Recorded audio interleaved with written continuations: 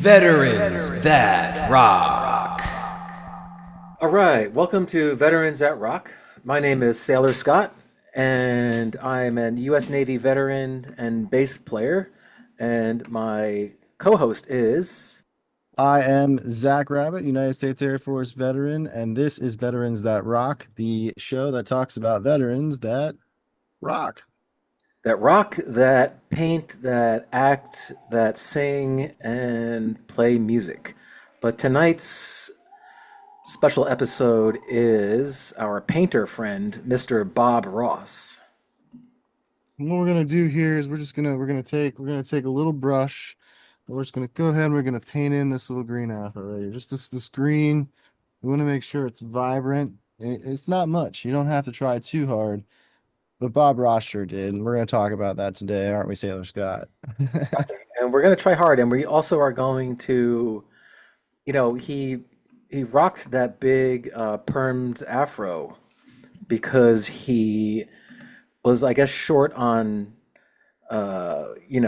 cash and just needed to do his hair and have it done permanently for a while. So he wanted to go back to his regular haircut, but the station liked it so much that was his like signature hair that they wouldn't let him change it. Yeah, and I think a really interesting factoid to go along with that is we're talking about a man who had a very long career in the armed services, United States Air Force, Master Sergeant, I believe, at the time of his retirement, which, funnily enough, happened because he was making more money painting than he was being a airman. So he decided to make that change. Yeah, right. And he started painting. I think during his time in the Air Force, he would go to the USO where they would hold painting classes.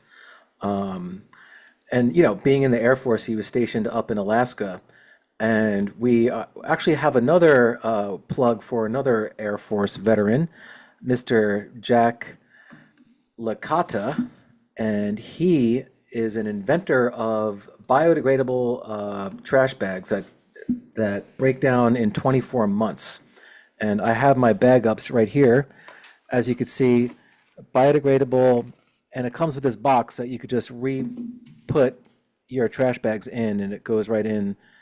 Pretty cool. And here's a little clip of his trash bags. And if you'd like to support the Earth, support a veteran, here is him talking about his trash bags.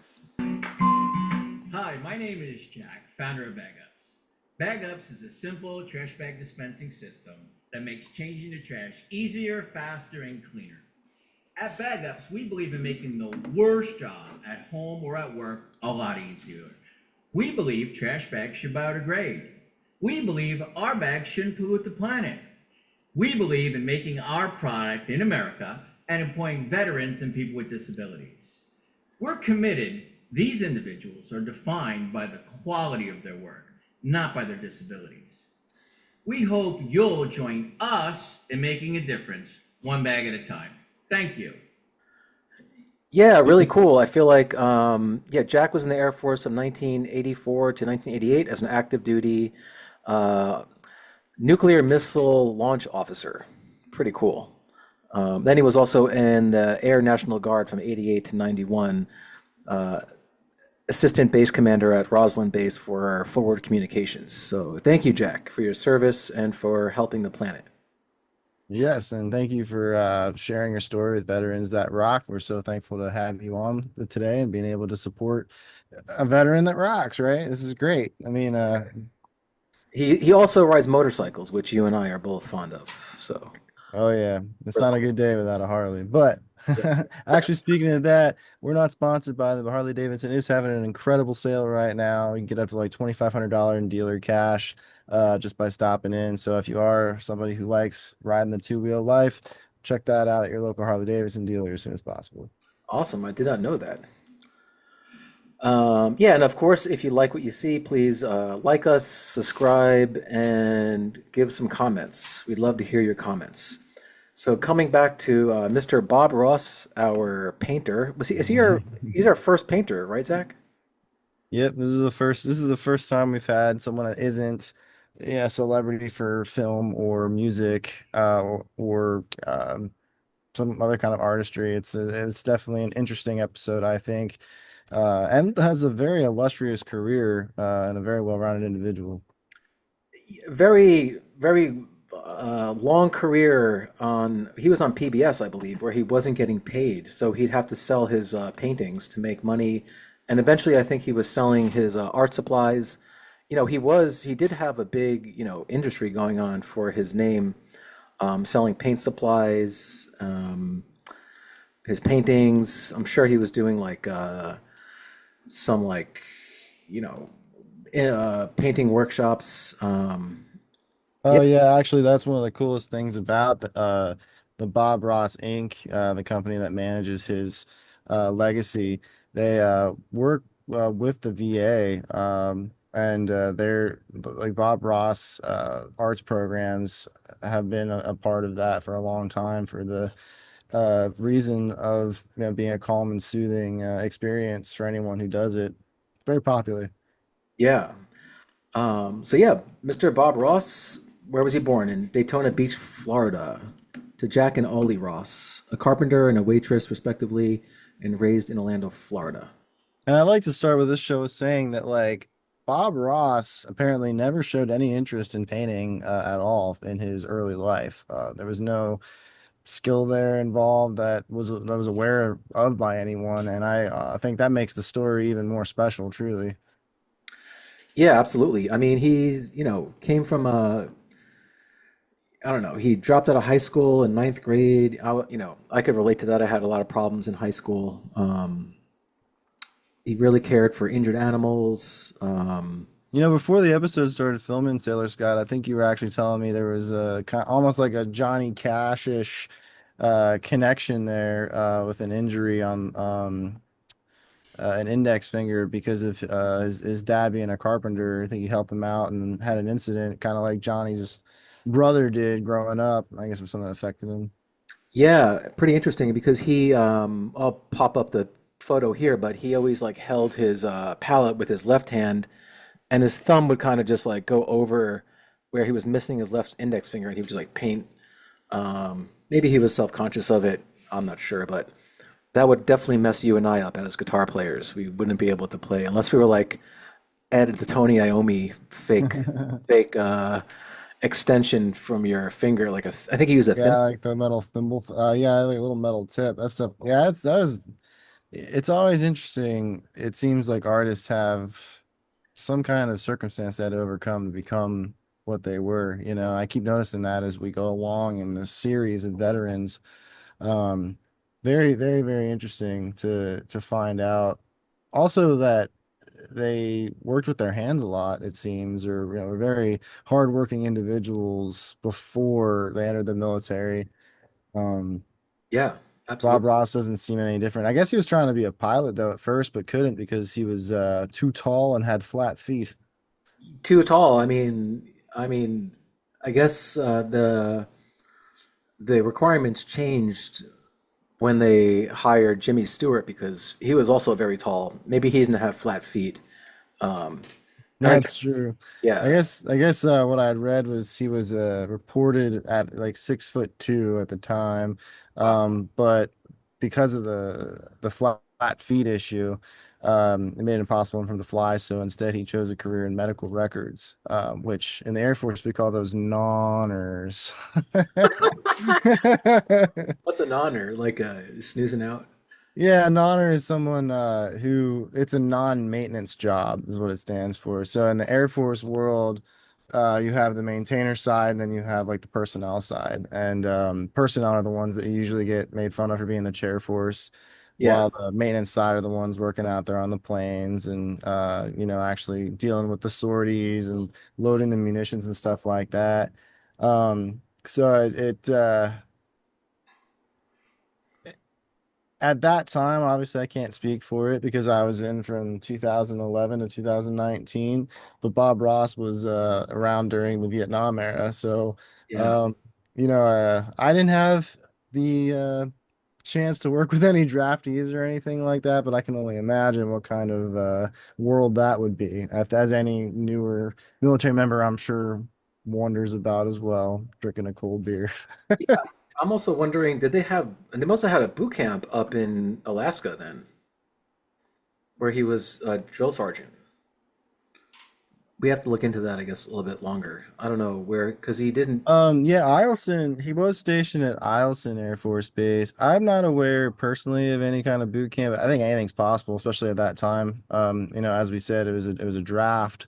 So there was a lot more men coming in that needed to be trained a lot faster to get them out into the field. So I Yeah, could imagine Eielson being available for that, but I never worked there.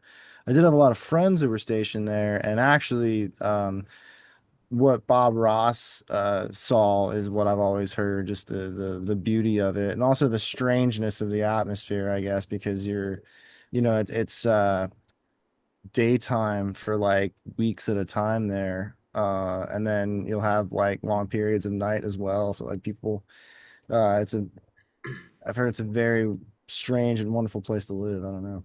yeah, I can imagine. Yeah, so he joined the Air Force in 1961. Yeah, like you And said. only 18, right out of high school. Yeah, same here. Um, and after enlisting in the Air Force, Ross was sent to Alaska in 1961, 18. Um, at first, Ross's Air Force career kept him in Florida, where he grew up. But 63, he was transferred to Eielson Air Force Base, about 25 miles outside of Fairbanks, Alaska, where it was changed. Ross would later admit on one of the episodes the joy of painting that he was 21 years old before he ever seen snow.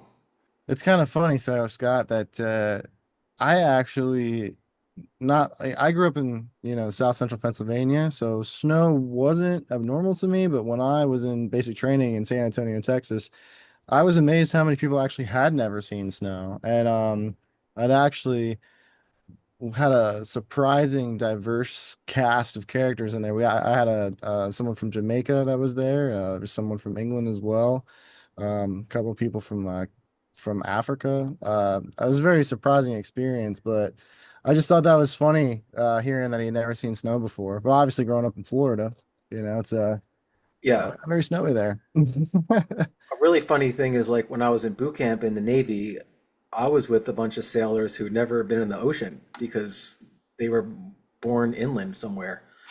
Yeah, it's kind of funny. Like I grew up on the coast, so it's like, you know, Navy guys never been in the ocean before. It's like, what? Hey, I never thought about that. It must have been crazy, like growing up right there by the river and stuff like that. Like, we just always kind of, that's sort of what it felt like here in Harrisburg. We have the Susquehanna. I was born in the hospital right next to it, and it seems like, yeah, I feel kind of the same way. It'd be kind of strange seeing somebody who'd never been to the Yeah. ocean before in the Navy. So they definitely make sure you could swim before you leave boot camp. I tell you that. uh, Um, yeah. so yeah, okay, so like we had said, he had joined the Air Force in 1961. He was in for about 4 years before he decided to become a drill sergeant. This would have been right in the heat of the Vietnam War. So, um, one thing that I think is important to mention, even though Bob Ross was a Vietnam veteran, he never really spoke publicly about his feelings towards it. But he did notably change into a more peaceable and loving person when he left the service and went back to civilian life. It was something that was noted in almost every piece of documentation I read on this. So I want to be sure it was said. Um, so even though he never publicly said anything about his experiences with Vietnam, it obviously changed him enough that it changed his outlook. So thought it was also interesting because sometimes war may not be being in front of the bombs and things like that, it's a very widespread long thing. So thought that was an interesting illustration of just how far the pains of war, I guess, reach, even if you're relatively safe in a training environment compared to in the field. Yeah, and I wonder if like there are any survivors out there who were actually in Bob Ross's boot camp. Like, I would love to hear from some of you guys, or gentlemen. Yeah, if you know anybody, or if you're one yourself, please leave some comments. Tell us if we're making junk up, or if please share an interesting story if you have one. This is our channel to discuss these things. Thank you so much for subscribing and watching, and continue to like and follow. And let's have fun. Let's keep the conversation going. Yeah, and I guess while Bob Ross was in the Air Force, he was able to take painting classes at a USO club, which marked the first time he studied painting, which is kind of interesting. Yeah, his approach to thinking about it too, where it wasn't so much the style that focused on like color theory, things like that. I guess that are to the more industrious painter. He really focused more on how to create the shapes. I think there was even a quote from him saying something along the lines of, "They taught me everything except how to actually paint the thing." Yeah. And I believe that's when he finally came across William Alexander, who had a TV show called The Magic of Oil Painting on PBS also. Now, another to keep in mind is that all of this is happening while Bob Ross is still in the military. Actually, funnily enough, he decided to make extra money on the side that he would paint in a local tavern and then sell the oil paintings. Um, that was quite a shock to me. In the Air Force now, if you want a second job, there's a lot of paperwork and things you got to put. It's almost like being a sports college person, or something like that. Right. So very uh, I thought that was pretty interesting that he had a little side hustle going on while he's like an active E6 or whatever. Like, Yeah. nice. Yeah, I think we have a quote here that says, in one episode of his show, he said, "I'd come home after a day of playing soldier and I'd paint a picture, and I could paint the kind of world that I wanted. It was clean, it was sparkling, shiny, beautiful, no pollution, nobody upset. Everybody was happy in this world." And yeah, he was like really not into watching like the news. He was just into like good vibes. After being, drill sergeant after all that time and having to deal with like, being a mean, tough guy. Yeah, I think I read that he actually spoke about his career at one point and said that he was the guy who makes you scrub the latrine or the bathroom, the guy who makes you make your bed. Um, had to be a tough person all the time. But you're also training someone to have to deal with the experience of warfare and being able to function in that. So it's a tough job all around because you're kind of known as not the friendliest person in the world, but it's a necessary evil, I guess. Yeah, and he eventually retired in 1981. And yeah, yeah. So we talked about the magic of oil painting, William Alexander, um, and then through his painting technique, he eventually developed a way of painting that was extremely fast. Um, he said, "I used to go home at lunch to do a couple while I had my sandwich. I take them back after and sell them to make extra money." So I guess he was doing okay. I mean, he must have been getting, his retirement from the Air Force, which maybe kept him afloat. Um, Yeah, it wasn't too long of a distance in between, obviously. I mean, he retired from the Air Force in 1981, and there was a 1990 interview I think that I read. Actually, I think that's when you were talking about where he said he would go home and eat a sandwich and just kind of make a painting. right. Um, like it it's kind of crazy how in that short of a time frame someone who had never painted before except through, recreational purposes made such long strides. Specifically, I guess, because of the kind and calm nature he would portray in his life after he retired from the Air Force, which again was something he was very serious about and noted in all of his biographies. Yeah, and I mean, I've tried painting a long time ago in college, and he used oil paint, and he used like a wet on wet painting approach, also known as alla prima. Um, yeah, oil is very hard. I was better with like pastels and like watercolors. And also when he was painting, like he would also have this like thing of there was no mistakes or there were happy accidents. Happy accidents. Yeah. So As the if man you himself would say, it's just a mess happy something little up, accident. exactly, yeah. If you mess something up, like it was all part of the process.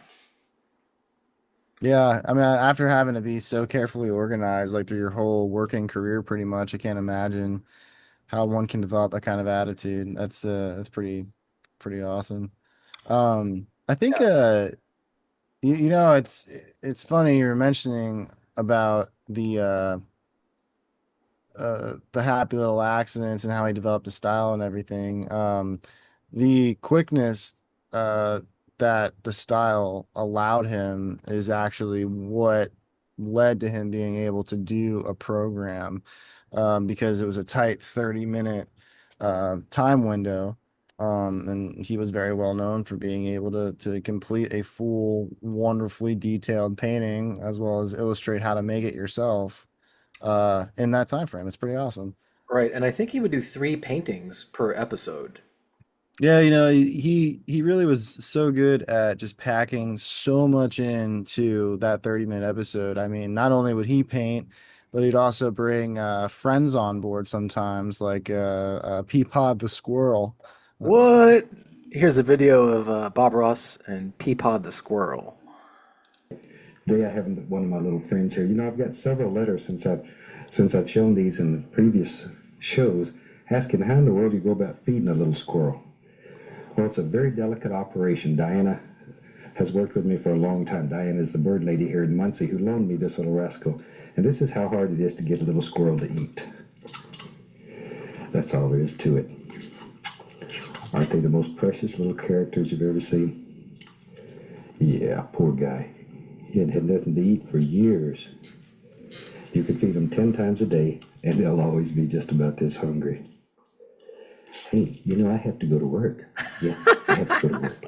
Okay? Oh man, that's All right. not only was he friendly with squirrels, he was also friendly with owls. I forget the name of this owl. Let me play it real quick before I share it. Hopefully, it's Jim. Certainly glad you could join me today.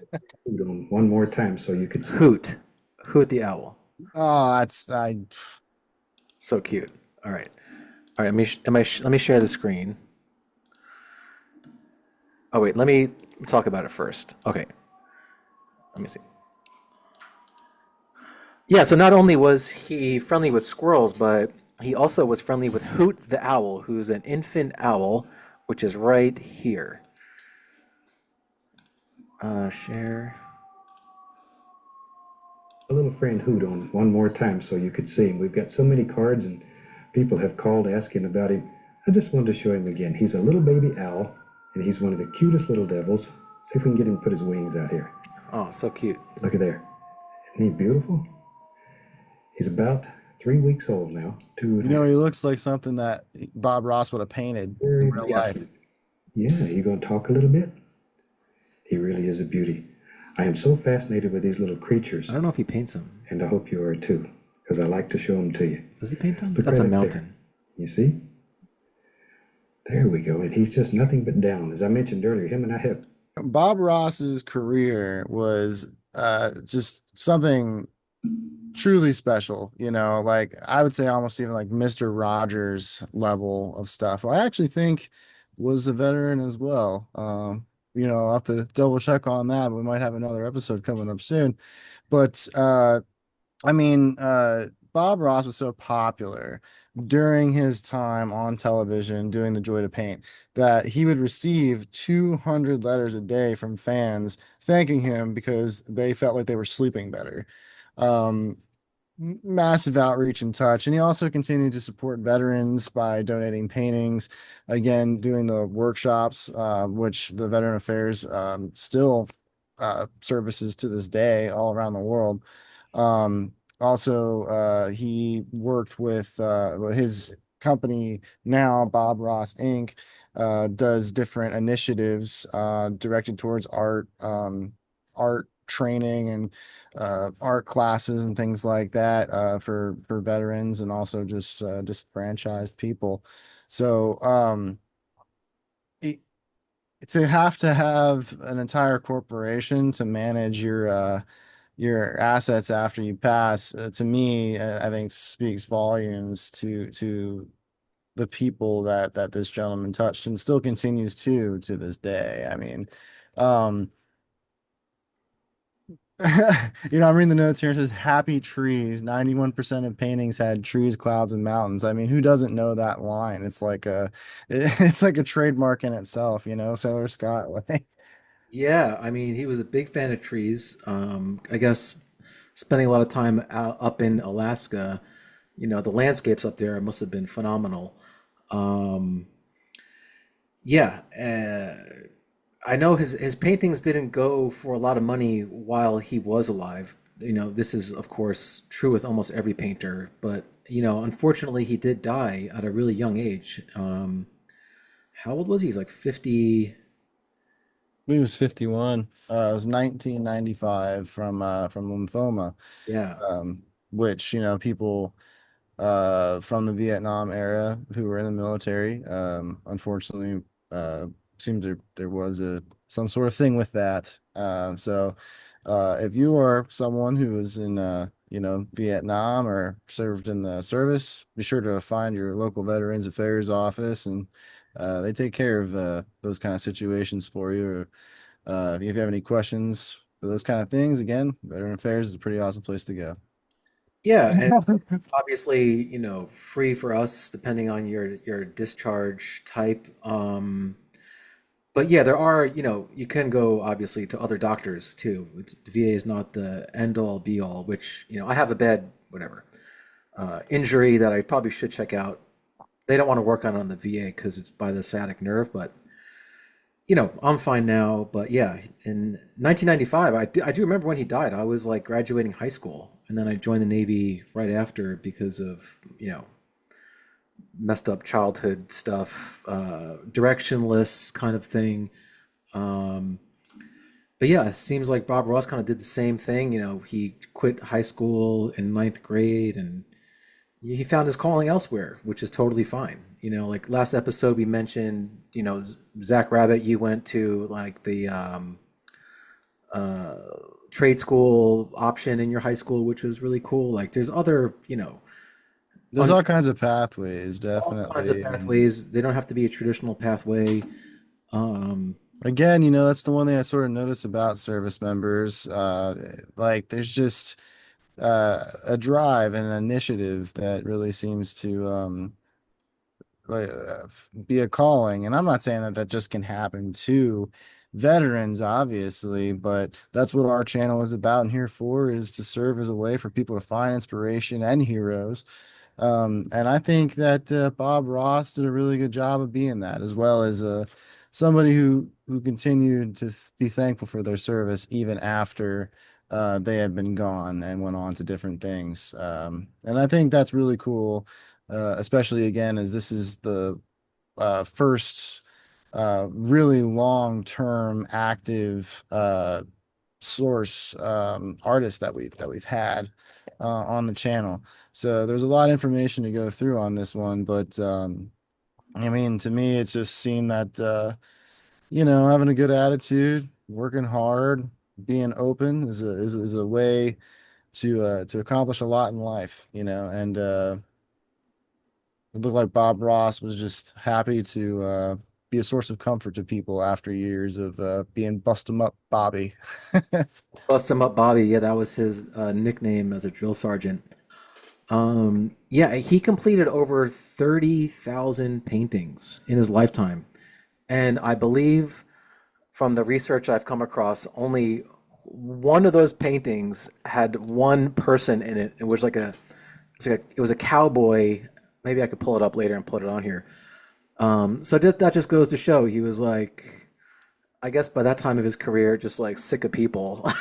And found much more peace and tranquility with like nature. Well, he did say he painted the world as he wanted to see it, right? He painted the world as apocalyptic Bob, just like Bob Um, is I Am Legend, just like a landscape. That's it. Um, but I definitely would recommend anybody watching this, if you haven't checked out The Joy to Paint with Bob Ross, definitely look at an episode or two. I think you'll like it. It's definitely worth it. It's definitely worth a view. yeah, and here's some really a couple of great quotes from a YouTube source. 10 Bob Ross quotes from The Joy of Painting. Let's see if we could share this and leave you guys with this message from Bob Ross before we tell you who we are going to feature next month. So let me share the screen. Okay. On this canvas, you're the creator. Anything that you want, you can build here. This is your world. Your dreams come real here. Well, be honest, I'm a nature freak. I love to walk through the woods and talk to the animals. Don't tell anybody that. I even talk to trees at times. But you need to understand nature to appreciate the great, great things that have been created. We spend so much of our life walking around looking, but never seeing. And if painting teaches you nothing else, it'll teach you to see nature, to appreciate some of the beauty that's around us every day that we take for granted. Yeah, that's like a huge thing that I've just basically come across in this past year. Like, honestly, when I'm riding a bicycle in Manhattan here, like, I'll I'll high five like some leaves on a tree. And I say thank you. Like, I'm like, just to say appreciate it and thank you for still being here because we've been really beating the hell out of Mother Earth through our lifetime with industrial stuff. And not to say that that stuff's not needed, but like we did feature, uh, Jack Licata and his biodegradable trash bags. I think we just, as a whole human race, we should probably take a little bit better care of nature and earth. And if you see people littering, call them out on it. Don't start a fight, although I have before, but you know what I mean? I have to agree with Sailor Scott. We only have the one planet, and it doesn't hurt anybody to take a little care of it once in a while. If you see some trash, pick it up. If you if you have some plastic or something like that, make sure that you're using those biodegradable bags, or just be more conscious of the footprint that you leave on the earth, because you know Yeah. And if not, you can go live on Mars with some of these ding dongs like Elon Musk and so forth. so I was gonna say, like, we have to put our best foot forward for the aliens now. We don't want to look like we don't Yeah. look like we're from, like, um A trash heap or something. yeah. I don't want to be offensive to trash heaps. Yeah, yeah, like in Fraggle Rock. Yeah. So yeah. All right, well, Zach, I think we're going to have to switch from our painter's hats and into our reading glasses, which we already have on. I'm honestly just shocked that there's like different kinds of veterans out there. I mean, like, what we've done actors, we've done musicians, we've done a painter now. I think it's time we look at something else. Did you have any suggestions, Sailor Scott? I do have this great suggestion from my fiance. She's reading Stranger in a Strange Land by Robert A. Heinlein. He was a U.S. Navy veteran, and he'll be on our next show in around September 10th. Yeah, I'm really excited to see that, and it's gonna be really cool to kind of get into the Navy again. Obviously I don't have a lot of experience with that, but it's cool to talk about your alma mater. Exactly. And then the following episode after Robert Heinlein, we are promising you we will have an in-person guest artist, veteran. Um, so yeah, As always, everybody, we thank you so very much for watching us. If there's a veteran that you think we should talk about, leave it down in the comments. Let us know how we're doing. If you have something to say, leave it in the comments. We're trying to start a community here. We are here for you. I want to talk about all the great and wonderful artists and people that rock in the veteran community. So, Yeah, absolutely. Thank you for watching, and stay tuned for our September episode featuring our science fiction writer, Robert A. Heinlein. And we're gonna sign off. until then, it's just a happy little mistake. Just a happy little mistake and happy little accident. You can keep on trucking. Keep on. Happy little. Let me do it one more time. One more time. I'm trying one more time. All right. Just accident, right? It's happy little accident. Yeah, Okay. Okay. I believe. Just as just as the man himself said, it's a happy little accident. Rest in peace, Bob Ross. Thank you for your service.